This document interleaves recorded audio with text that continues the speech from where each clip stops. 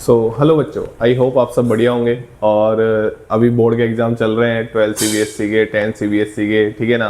और GSEB के भी बोर्ड के एग्ज़ाम आने वाले हैं, ठीक है। तो wish you all the best और जम के तैयारी करते रहिए और रुकना नहीं है अभी, ठीक है, जब तक हम JEE एडवांस का पेपर नहीं देंगे, ठीक है ना। चलिए, तो क्वेश्चन ये है, JEE एडवांस 2018 का चैप्टर का नाम थर्मोडायनेमिक्स है। क्वेश्चन बड़ा प्यारा है, क्वेश्चन सिंपल नहीं है, सोचना है, समझना है और फिर क्वेश्चन सोल्व होगा, ठीक है ना। क्वेश्चन समझा देता हूँ मैं।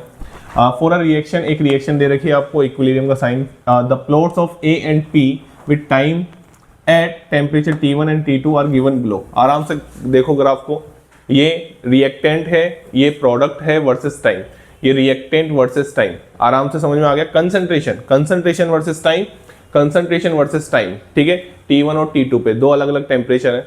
फिर क्वेश्चन बोल रहा है कि अगर T2 T1 से ज्यादा है, T2 T1 से ज्यादा है, तो आपको करेक्ट स्टेटमेंट बताने हैं और आपको ये अज्यूम करना है कि delta H naught and delta S naught are independent of temperature and ratio of ln K at T1 to ln K at T2 is greater than T2 by T1।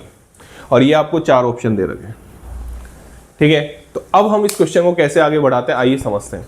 सबसे पहले मैं तो आपको डेल्टा G नोट की बात बताता हूँ, ध्यान से आराम से सुनना है ना, कोई जल्दबाजी नहीं। कि जैसे आपके पास ये इक्विलिब्रियम दे रखा है, ये इक्विलिब्रियम दे रखा है ना, आराम से सुनना बेटा, है ना, कोई जल्दबाजी नहीं।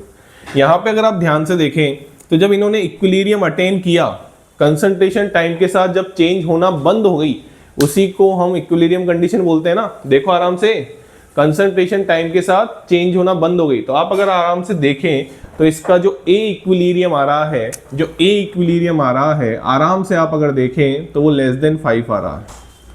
A इक्विलिब्रियम की जो कंसंट्रेशन है वो लेस देन 5 मोल पर लीटर आ रही है। आराम से देखो, कोई जल्दबाजी नहीं। ये ग्राफ यहाँ पे आ रहा है ना, ऐसे ही उधर सोचो कि जो P इक्विलिब्रियम की कंसंट्रेशन है वो ग्रेटर देन 5 आ रही है। P इक्विलिब्रियम की कंसंट्रेशन है जो ग्रेटर देन 5 आ रही है। सर इससे क्या बताना चाहते हो आप? देखो, इससे मैं ये बताना चाहता हूं कि जो K इक्विलिब्रियम होता है वो क्या लिखोगे आप? P इक्विलिब्रियम की कंसंट्रेशन अपॉन A इक्विलिब्रियम की कंसंट्रेशन। बताओ, यही लिखोगे ना? अरे ऐसे ही तो लिखते हैं यार। अब मेरे को एक चीज बताओ, अगर ये 5 से बड़ा है और ये 5 से छोटा है तो ये वैल्यू 1 से तो बड़ी आएगी। अरे यार बोलो ना यार, ये वैल्यू 1 से तो बड़ी आएगी ना। तो आप मेरे को एक चीज बताइए, आपका एक क्वेश्चन का आंसर तो आ गया। बताऊं कौन सा? ध्यान से सुनना कि डेल्टा G नोट बराबर होता है -RT ln K, और यहाँ पे जो K होता है वो क्या होता है? इक्विलिब्रियम कांस्टेंट होता है। तो अगर ध्यान से सुनना, अगर K की वैल्यू 1 से ज्यादा आई, अगर K की वैल्यू 1 से ज्यादा आई, K इक्विलिब्रियम की वैल्यू 1 से ज्यादा है, तो हम ये बोल सकते हैं इस इक्वेशन से आराम से कि डेल्टा G नोट की वैल्यू जो होगी वो नेगेटिव। आराम, इतनी मैथ आप सबको बताइए कि K 1 से ज्यादा होगा तो ln में जाएगी, तो पॉजिटिव वैल्यू आएगी, और यहाँ पे क्या आएगा? डेल्टा G नोट नेगेटिव आएगा। मतलब डेल्टा G नोट हमारा आ गया नेगेटिव। मैं यहाँ लिख देता हूँ साइड में, डेल्टा G नोट क्या आ गया बेटा? हमारा नेगेटिव आ गया। ठीक है, एक चीज तो क्लियर हो गई। दूसरी चीज पे आगे बढ़ते हैं, ठीक है। तो दूसरी चीज क्या है हमारे पास? Delta H note. आइए उसको समझते हैं, आइए समझते हैं उसको। तो यहाँ पे अगर मैं आपको बात बताऊं तो मेरे को एक चीज बताओ, प्रोडक्ट की T2 ग्रेटर देन T1 है, जो प्रोडक्ट की कंसंट्रेशन है वो T2 टेम्परेचर पे कम है T1 टेम्परेचर से। देखा कि नहीं देखा? अरे भाई, T2 टेम्परेचर ज्यादा है T1 से, प्रोडक्ट की जो कंसंट्रेशन है वो T2 टेम्परेचर पे कम है T1 से, और ध्यान से देखना, रिएक्टेंट की जो कंसंट्रेशन है वो T2 टेम्परेचर पे ज्यादा है T1 से। मतलब टेम्परेचर बढ़ाने पे रिएक्शन फॉरवर्ड डायरेक्शन में नहीं जा रही, बैकवर्ड डायरेक्शन में जा रही है। जी हाँ, फॉरवर्ड डायरेक्शन की तरफ नहीं जा रही, किस तरफ जा रही है? बैकवर्ड डायरेक्शन की तरफ जा रही है जब हम टेम्परेचर बढ़ा रहे हैं। तो कैसे पता लगा मुझे? आप कैसे सोचते एग्जाम में कि सर प्रोडक्ट की कंसंट्रेशन T2 टेम्परेचर पे कम है T1 से, रिएक्टेंट की कंसंट्रेशन ज्यादा है T2 टेम्परेचर पे T1 से, तो हम ये बता सकते हैं कि जो हमारी रिएक्शन है, कहाँ लिखूं मैं इस चीज को? मैं यहाँ लिख देता हूं कि जो हमारी रिएक्शन है वो कहाँ जा रही है बेटा? वो हमारी जा रही है कहाँ? बैकवर्ड डायरेक्शन में। बैकवर्ड डायरेक्शन में क्या बढ़ाने पे? टेम्परेचर इंक्रीज करने पे। तो मेरे हिसाब से सबने ली चैटलर प्रिंसिपल पढ़ा होगा कि जब टेम्परेचर इंक्रीज करते हैं और रिएक्शन बैकवर्ड डायरेक्शन में जा रही है तो उसका डेल्टा H नॉट मतलब वो एक्सोथर्मिक रिएक्शन होती है। कैसी रिएक्शन होती है, एक्सोथर्मिक रिएक्शन होती है।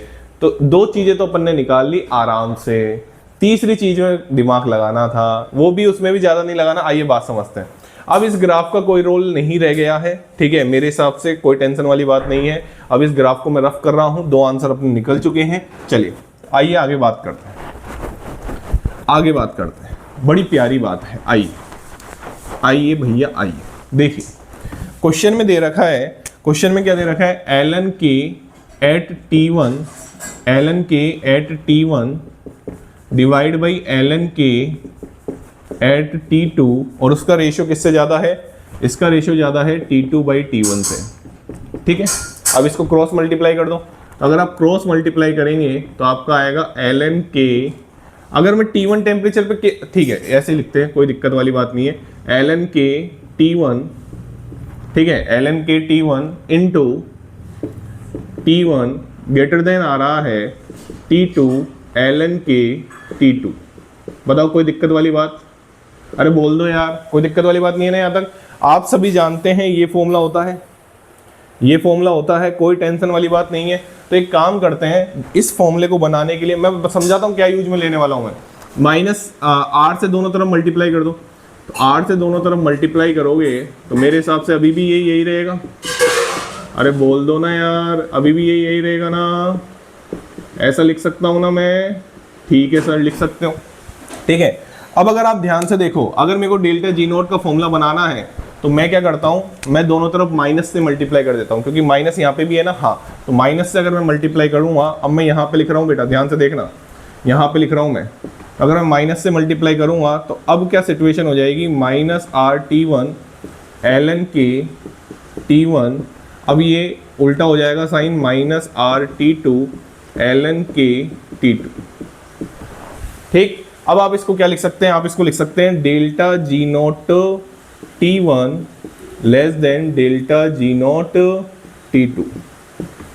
और आप सभी जानते हैं, आप सभी क्या जानते हैं कि डेल्टा जी नोट बराबर क्या होता है, delta H note minus T delta S note. अब यार ये तो मेरे को लगता है हर बच्चे को पता होना भी चाहिए कि सर डेल्टा जी नोट बराबर क्या होता है, delta H note minus T delta S note. रख दो यहाँ पे, तो अगर जब यहाँ पे रखोगे, ध्यान से सुनना, तो डेल्टा एच नोट और delta H note temperature independent terms थी, क्वेश्चन ने दे रखा था, तो minus T1 delta S note less than delta H note minus T2 delta S note.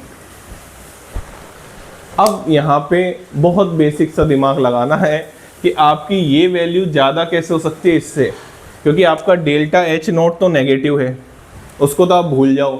अब आपको ये वैल्यू ज़्यादा बतानी है, तो ये इस बात से समझ में आ रहा है कि ये वैल्यू जब भी ज़्यादा होगी जब डेल्टा, इसको तो भूल जाओ, डेल्टा एच नोट को, इन दोनों को कंपेयर करो, इन दोनों को कंपेयर करो, तो ये वैल्यू जब भी ज़्यादा होगी जब डेल्टा एस नोट कैसा होगा, नेगेटिव होगा। क्यों? क्योंकि T2 टेम्परेचर किससे ज़्यादा था, T1 से। T2 टेम्परेचर किससे ज़्यादा था, T1 से। तो ये वैल्यू जब ही ज़्यादा होगी जब डेल्टा एस नोट क्या होगा, लेस देन 0 होगा। क्यों? क्योंकि ये वैल्यू, इसको तो भूल जाओ डेल्टा एच नोट को, क्योंकि माइनस माइनस क्या हो जाएगा, पॉजिटिव हो जाएगा, और T2 बड़ा है T1 से। दोनों में डेल्टा एस नोट तो सेम ही है, नेगेटिव नेगेटिव पॉजिटिव हो जाएगा, यहाँ पे पॉजिटिव हो जाएगा, T2 ग्रेटर देन है T1 से, इसलिए ये होना चाहिए। बात समझ में आ गई? तो तीनों चीजें हमारे पास आ चुकी हैं, तो डेल्टा एस नोट हमारे पास क्या आएगा, नेगेटिव। तो अब आंसर देख लो, मेरे हिसाब से पहला और सी आंसर, मतलब इस क्वेश्चन का आंसर हो जाएगा ए और सी। क्या आंसर हो जाएगा इस क्वेश्चन का, ए और सी। बात समझ में आ गई? तो ये प्यारा सा क्वेश्चन था, क्वेश्चन अच्छा था, क्वेश्चन में दिमाग लगाना था। तो ये जेईई एडवांस 2018 थर्मोडायनेमिक्स चैप्टर का इक्विलिब्रियम का रोल था इसमें, ठीक है ना। तो कई इक्विलिब्रियम में भी पढ़ा देते हैं इसको, बट मैंने इसको थर्मोडायनेमिक्स में रखा है, ठीक है ना। चलिए, thank you so much. Channel को लाइक करें, शेयर करें और सब्सक्राइब करें।